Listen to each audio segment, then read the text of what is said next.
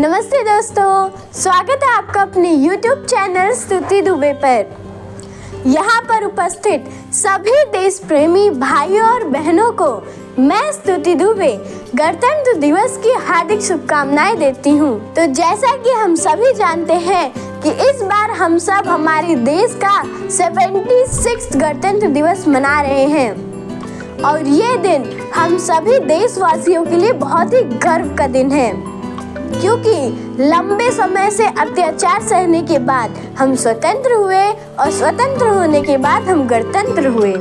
तो आज हम इस वीडियो में समझने की कोशिश करेंगे कॉन्स्टिट्यूशन क्या है, रिपब्लिक का मतलब क्या है, ये कॉन्सेप्ट कहाँ से आया, क्यों आया और हमने इसे क्यों अपनाया और हम यहाँ तक कैसे पहुँचे। इन सब क्वेश्चंस के आंसर इस वीडियो में हम एक्सप्लोर करेंगे। सबसे पहले हमें ये 3 डेट्स अपनी लाइफ में कभी भी नहीं भूलना चाहिए।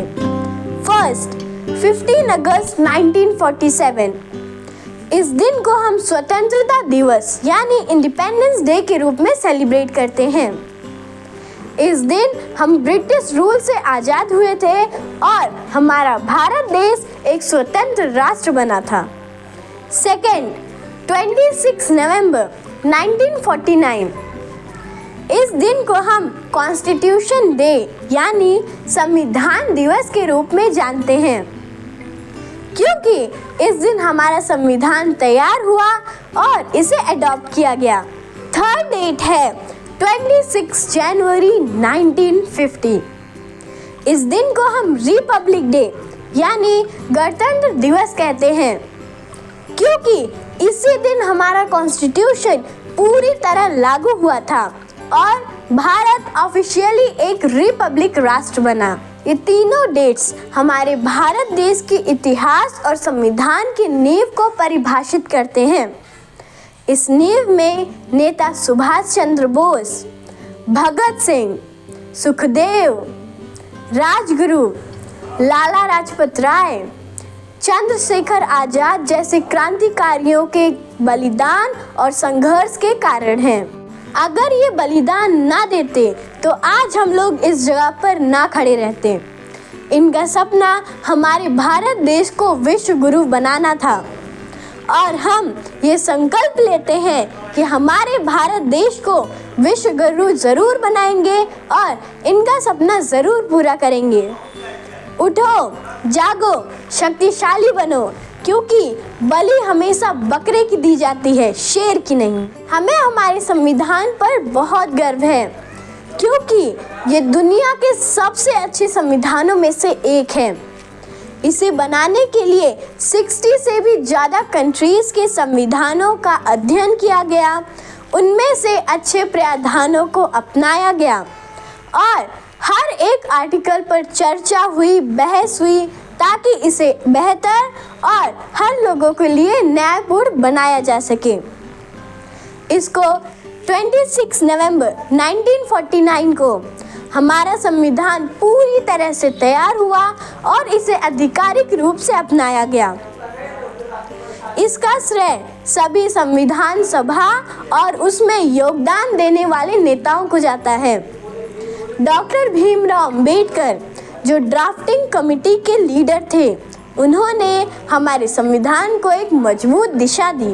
डॉक्टर राजेंद्र प्रसाद जो कॉन्स्टिट्यूशन सभा के लीडर थे, उन्होंने इसे अपने नेतृत्व में संभव किया।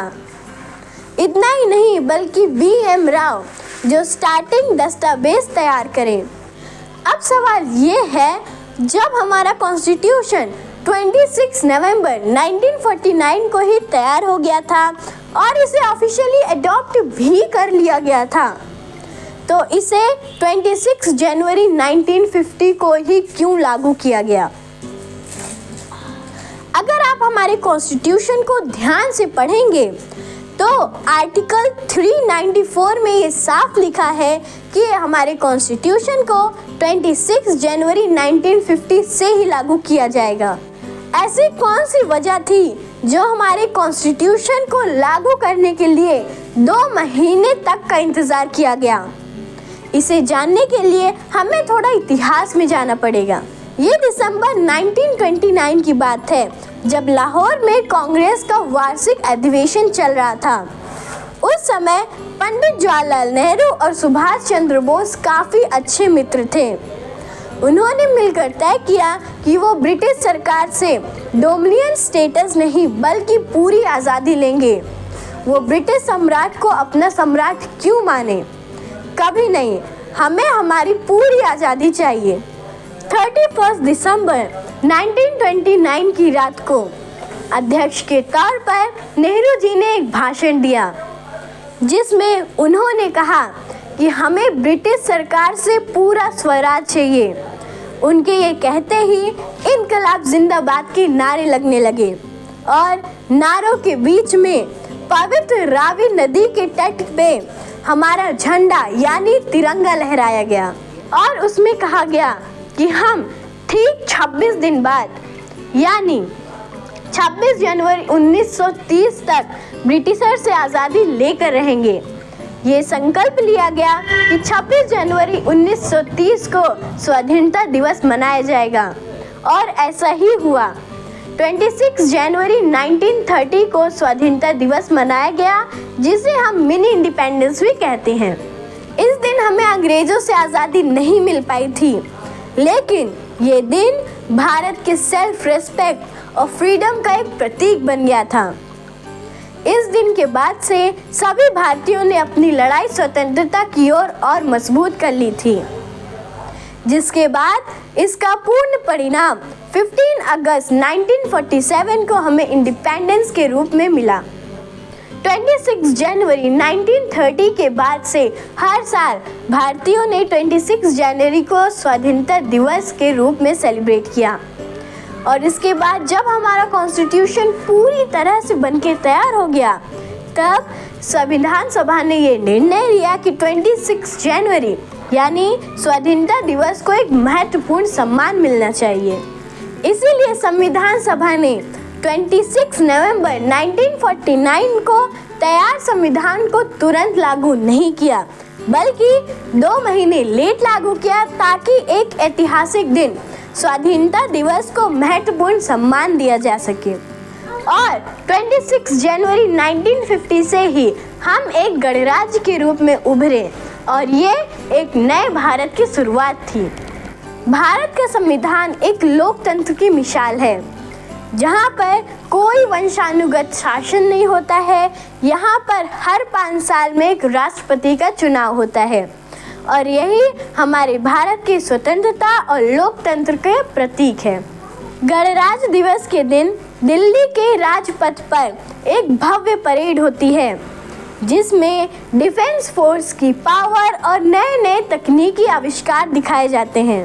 इस दिन राष्ट्रपति ध्वज फहराते हैं और तीनों सेना के प्रमुख भी उपस्थित रहते हैं। इस बार गणराज्य के मुख्य अतिथि के रूप में इंडोनेशिया के प्रेसिडेंट को बुलाया गया है, जो भारत और इंडोनेशिया के बीच के रिश्तों को और मजबूत करेंगे। तो दोस्तों, गणतंत्र दिवस का यही पैगाम, देशभक्ति हो हमारा धर्म और काम, संविधान हमारा गौरव है, गणतंत्र हमारी पहचान। आप मिलकर तिरंगा फहराएं, गणतंत्र दिवस को महान बनाएं। जय हिंद।